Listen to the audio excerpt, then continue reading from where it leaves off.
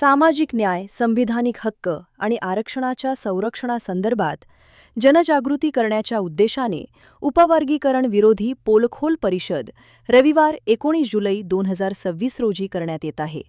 या परिषदेमध्ये उपवर्गीकरणाच्या विषयावर विविध मान्यवर वक्ते मार्गदर्शन करणार असून संविधान, आरक्षण, सामाजिक न्याय आणि संबंधित विषयांवर सविस्तर चर्चा होणार आहे.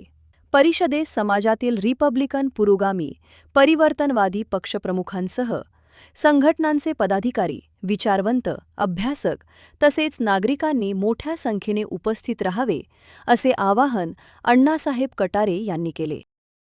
उपवर्गीकरणाला विरोध म्हणून आज बैठकीचं आयोजन केलं होतं. काय निमित्त होतं, काय बैठकीत चर्चा झाली?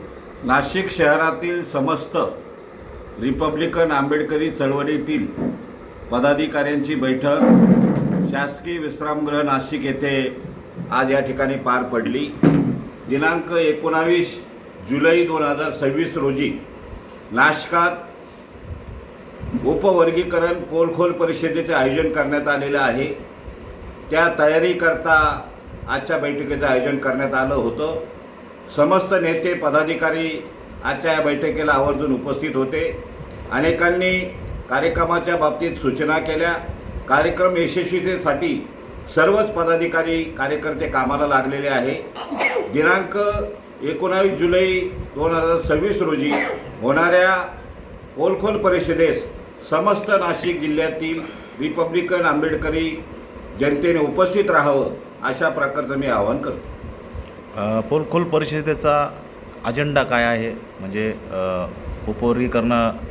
विरोधासाठी एक समिती तयार नाशकात करण्यात आली होती. नव्यानं पोलखोल करण्याची गरज काय पडली?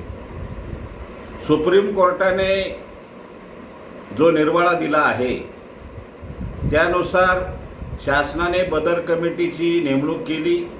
बदर कमिटीचा अहवाल सार्वजनिक न करता शासनाने त्यावर हरकती मागवल्या आहे. आमचं म्हणणं आहे की शासनाने तो अहवाल प्रकाशित करावा, जाहीर करावा आणि उपवर्गीकरण होणे म्हणजेच अनुसूचित जातीचा जो ढाचा आहे, घटनात्मक जी तरतूद आहे त्याला छेद देणं असं आहे आणि म्हणून अनुसूचित जाती प्रवर्गात अवकड करणं हे घटनाद्रोही आहे असं या समितीचं मत आहे.